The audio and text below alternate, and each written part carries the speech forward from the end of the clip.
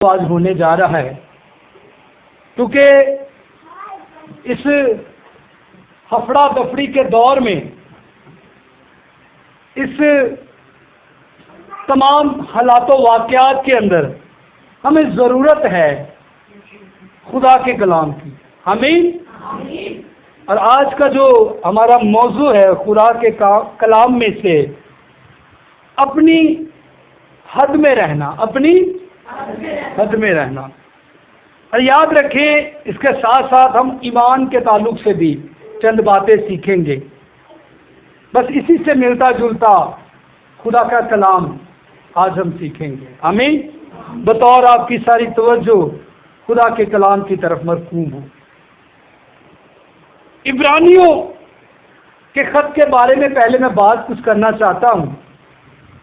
عبرانیوں کا خط اسے کیوں کہا جاتا ہے؟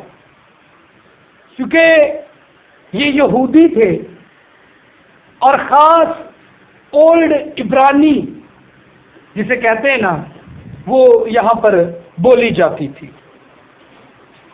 اب میرے عزیزو یاد رکھیں، بزرگ پالوس رسول نے جب اس کلیسیا کو خط لکھا تو اس نے انہیں ان کی زبان سے مخاطب کیا. ان کی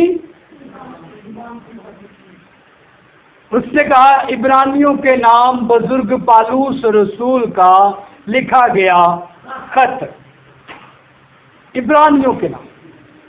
اب یہ جو یہودی تھے، جب انہوں نے یسوع مسیح کو قبول کیا تو یاد رکھیں انہیں بہت سی مشکلات کا سامنا کرنا پڑا. ان کی جائیدادیں جو تھی وہ ان سے چھین لی گئی، ان کی جاب جو تھی وہ ان سے چھین لی گئی، ان کے گھر بار جو تھے وہ جلا دیے گئے یا ان سے چھین لیے گئے. یسوع مسیح کی خاطر انہوں نے ان تمام چیزوں کو خوشی خوشی سے قبول کیا. میں اکثر یہ کہتا ہوں کہ آج کے موجودہ دور کے اندر جو پاسبان ہے وہ مصروف تو بہت ہو چکا ہے، لیکن اس کی شخصی زندگی اور ایمان کی کمی بہت زیادہ ہو چکی ہے. ہمیں پاسبان مصروف تو ہے، لیکن دعائیہ زندگی اور ایمان کی کمی حد بہت زیادہ ہے. جب آپ عبرانیوں کا خط اس کا 11واں باب اس کی پہلی آیت کو نکالتے ہیں، پڑھیے گا. ہاں. اب ایمان امید کی ہوئی چیزوں کا اعتماد اور اندیکھی چیزوں کا ثبوت ہے. اور اندیکھی چیزوں کا ثبوت ہے. آمین. ایمان کیا ہے؟ امید کی ہوئی چیزوں کا اعتماد ہے اور اندیکھی چیزوں کا ثبوت ہے. اب یہ جو ایمان کا بتھیرا حصہ جو تھا نا، وہ ان عبرانی لوگوں کے پاس موجود تھا. ان کا سب کچھ جاتا رہا، لیکن یہ اپنے ایمان میں کیا تھے؟ قائم تھے. اپنے ایمان میں قائم تھے. میں ایوب کے بارے میں اکثر بتاتا ہوں کہ ابلیس نے اس سے سب کچھ چھین لیا.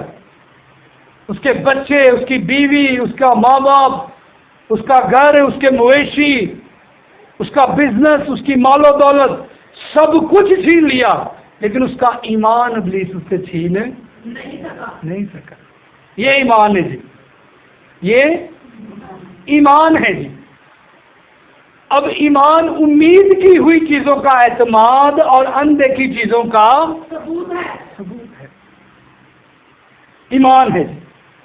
جب آپ اپنے ایمان پر قائم ہیں تو یاد رکھیں پھر ابلیس آپ پر کبھی بھی غالب نہیں آ سکتا.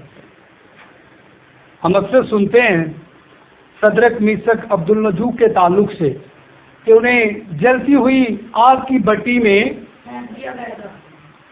لیکن آگ نے ان کو کچھ زر نہ پہنچائی. وجہ کیا تھی؟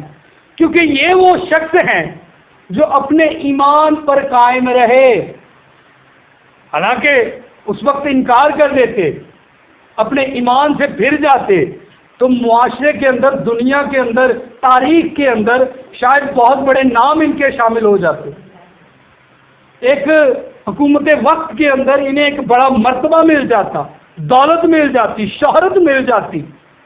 لیکن یہ وہ شخص ہے جنہوں نے اپنے ایمان سے کمپرومائز نہیں کیا. جان جاتی ہے تو جائے، پر ایمان نہ جائے، ایمان کو محفوظ رکھا.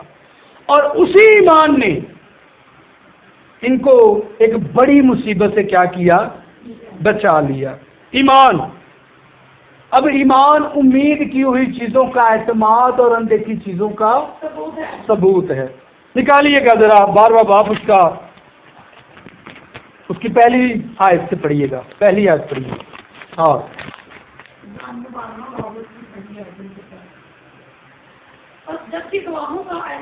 ہاں اب یہ دوسری بات ہے. بس جبکہ اب گواہوں کا بڑا بادل ہمیں گھیرے ہوئے ہے، تو آؤ ہم بھی ہر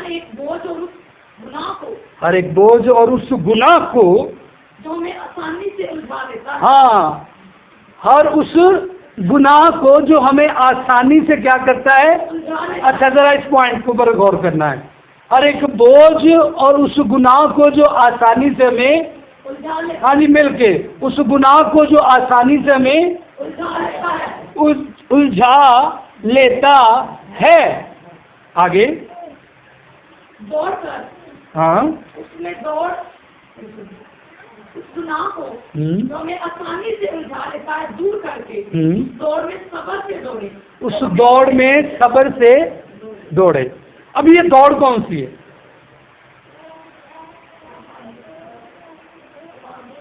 یہ ایمان کی دوڑ ہے. کون سی دوڑ ہے؟ اچھا، ایماندار بندہ جو ہے نا وہ ہمیشہ صبر کرنا جانتا ہے. میری بات سمجھیے گا، ایماندار بندہ صبر کرنا جانتا ہے. غیر ایماندار بندہ جو ہے نا اس کی زندگی میں صبر نہیں ہوتا. ہر کام میں جلدی، ہر چیز میں جلدی، ہر بات میں جلدی، ہر چیز میں وہ ایکٹیو ہوتا ہے. لیکن ایماندار جو ہے وہ دوڑتا ہے لیکن بڑا احتیاط. وہ اپنی باؤنڈری، جو اس کی باؤنڈری ہے نا، وہ اسے کراس نہیں کرتا، وہ اس کے اندر ہی رہتا ہے. کیونکہ اسے پتا ہے کہ اگر میں نے اس وسیل کو، اس باؤنڈری کو کراس کر لیا تو میں سب سے آسان ترین ابلیس کا ٹارگٹ ہوں.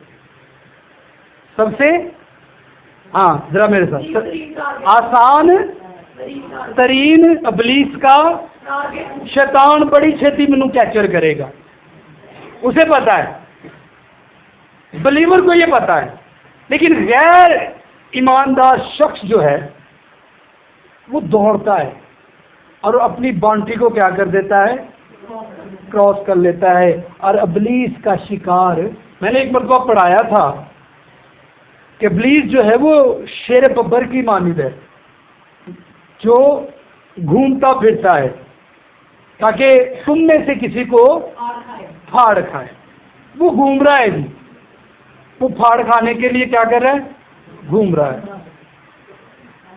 خدا کے کلام میں ہمیں سیموئل نبی کی، سمسون نبی کے تعلق سے دکھائی دیتا ہے کہ سمسون نبی جب پیدا ہوا تو مرد خدا اس کے ماں باپ کے پاس پہنچا اور ماں باپ کو جا کر کہنے لگا کہ یہ جو لڑکا ہے یہ خدا کا نذیر ہے، یہ خدا کا نذیر ہے، اور تم اس کی پرورش جو ہے وہ خدا کے کلام کے موافق کرنا، خدا کے آئین کے موافق کرنا، کیونکہ یہ کوئی عام سا بچہ نہیں ہے، یہ خدا کا نبی ہوگا، یہ خدا کا سورما ہوگا، یہ خدا کا بندہ ہوگا، یہ کوئی عام بندہ نہیں. آج ہمارے جب بچے پیدا ہوتے ہیں تو اسی کنی کو کلام کے مطابق انہوں کی تربیت کری گی.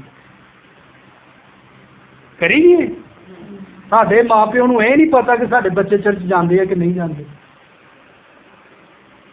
ماں پیو نوں نہیں پتا کہ بچوں کو نہیں پتا کہ ماں پیو چرچ جانا ہے کہ نہیں جانا. نہیں، ہم انڈسپلن ہیں. ہم کیا ہیں جی؟ انڈسپلن ہیں. لیکن خدا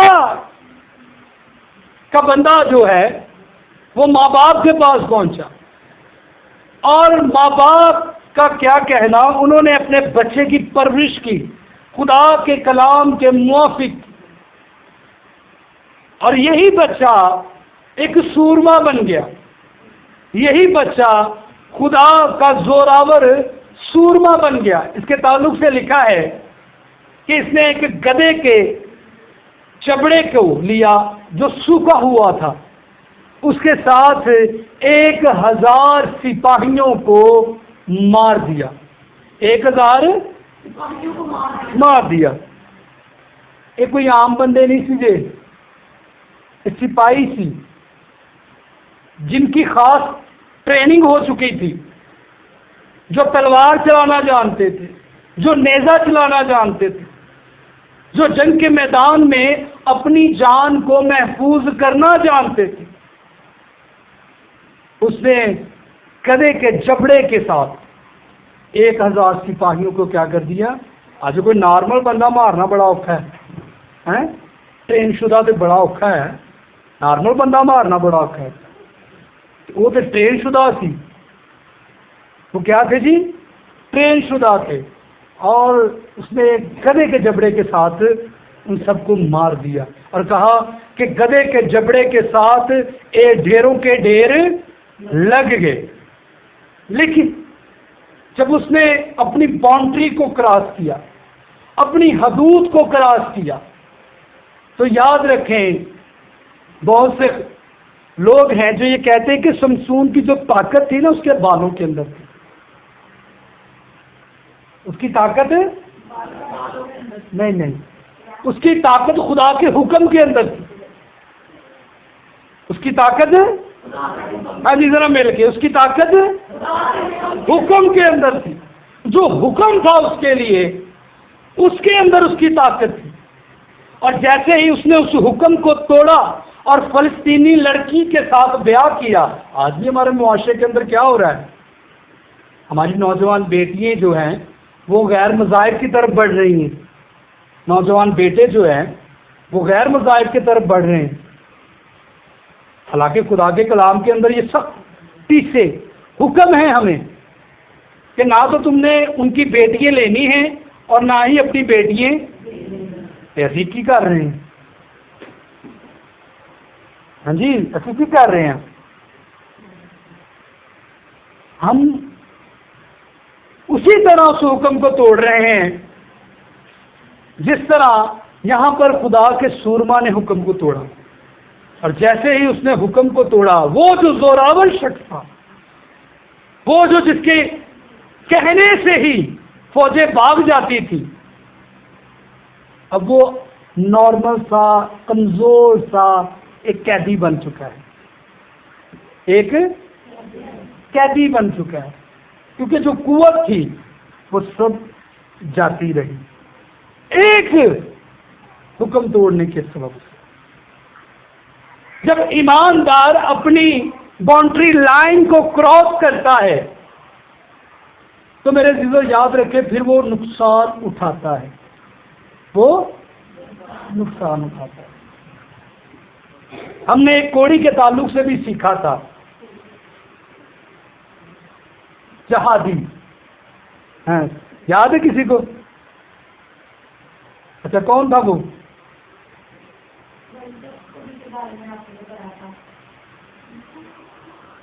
ہم نے جہادی کوڑی کے بارے میں بھی سیکھا تھا. وہ مرد خدا کے پاس گیا اور جا کر اسے کہنے لگا کہ مجھ میں یہ کوڑ ہے.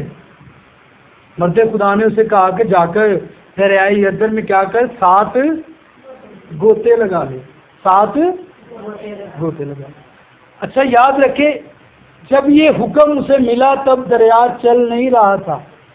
دریا جو تھا وہ رکا ہوا تھا، اور رکے ہوئے پانی پر آپ کو پتا ہے کہ اس میں سے اسمیل آنا شروع ہو جاتی ہے. ہمارے یہاں پر جو پانی رک جاتا ہے آپ دیکھتے ہیں کہ اوپر وہ ہرا ہرا سا کیا اسے کہتے ہیں وہ اوپر گندگی سی یا جو بھی اسے آپ کہہ سکتے ہیں، وہ پانی کے اوپر. اب یہ ایک جرنیل آدمی تھا، یہ ایک صاحب اختیار آدمی تھا، کہ خدا کے سورما کے پاس گیا، نبی کے پاس گیا، اس نے بس مناسب بھی نہیں جانا مجھے دیکھنے کو. اس نے کہا کہ جا کر دریائے اردن میں 7 گوتے لگا لے. اسی کے ملازم نے اسے سمجھایا کہ اگر وہ تجھ سے کوئی بڑی چیز کہتا تو کیا تو وہ نہ کرتا، لیکن اس نے اگر تجھے پانی کا کہا ہے، 7 گوتوں کا کہا ہے، تو تو لگا لے. اب یاد رکھیں یہاں پر بھی بہت سے الفاظ اور بہت سی انگلیاں لوگ اٹھاتے ہیں اور کہتے ہیں کہ جی کیا پانی میں نجات تھی؟ پانی میں اچھے ڈڈو بھی ہے، اچھے مچھیاں بھی ہیں، اچھے کیڑے بھی ہیں، کیا وہ بھی نجات یافتہ تھی؟ تو اس میں بھی میں یہ بتانا چاہتا ہوں کہ پانی میں نجات نہیں ہے، پانی میں نجات حکم میں ہے. ہمیں ہلیلویا، نجات حکم میں ہے. جیسا کہ آپ جب پالوس ہی کے خطوں پر غور کرتے ہیں تو یاد رکھے پالوس رسول فرماتا ہے کہ جب بنی اسرائیل قوم پانی کے درمیان سے گزری تو ان کا بپتسمہ وہیں پر ہو گیا، ان کا بپتسمہ وہیں پر ہو گیا، اور جب مخالفین اسی پانی میں سے گزرے تو ان کو موت کا بپتسمہ ہو گیا، ان کو موت کا بپتسمہ ہو گیا. اور ٹھیک اسی طرح سے یہاں پر ہو رہا ہے کہ اس نے جب خدا کے حکم کو مانا تو بائبل ہمیں سکھاتی ہے کہ اس کا کوڑ اس کے بدن سے جاتا رہا اور وہ شفا یاب ہو گیا. آج کا بلیور کیسا ہے؟ آج کا ایماندار کیسا ہے؟ میں نے شاید پہلے یہ بات سکھا چکا ہوں کہ ایک بھگت نہ میری ملاقات ہوگی، انہوں میں ایک باری ملیا تو وہ تاش کے لندے جوا. میں کہ بھگت صاحب ایک ہی وہ پادری راشد صاحب شیطان نے مینوں گمراہ کر لیا. اچھا جی. پھر کوئی مہینہ 1.5 گزرا، پھر میں بھگت صاحب ایک ہی کہنا پادری راشد صاحب شیطان نے مینوں گمراہ کر لیا. میں نے اس سے کہا میں کہ تینوں ہر مہینے شیطان گمراہ کر دیں، ہر ہفتے شیطان تینوں گمراہ کر دیں، ہر روز شیطان تینوں گمراہ کر دیں، ہر پل شیطان تینوں گمراہ کر دیں. یہ ہمارے ایمان کی حالت ہے کہ ہم گمراہی کی طرف بڑی جلدی بھاگ جاتے ہیں. اب ایمان امید کی ہوئی چیزوں کا اعتماد اور اندیکھی چیزوں کا ثبوت ہے. میرا ایمان کیسا ہے؟ آپ کا ایمان کیسا ہے؟ آپ کے گھرانے کا ایمان کیسا ہے؟ آپ کے شوہر کا ایمان کیسا ہے؟ آپ کے بچوں کا ایمان کیسا ہے؟ ذرا غور تو کریں. اور جب ایماندار اپنی حد کے اندر رہتا ہے، یاد رکھے ابلیس پھر اس کا شکار نہیں کر پاتا.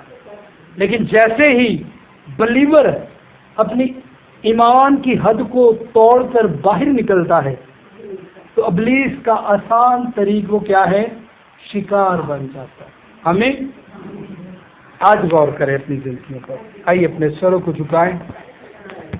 ہاللیلویا، ہاللیلویا، ہاللیلویا. خدا ہم تیرا شکر.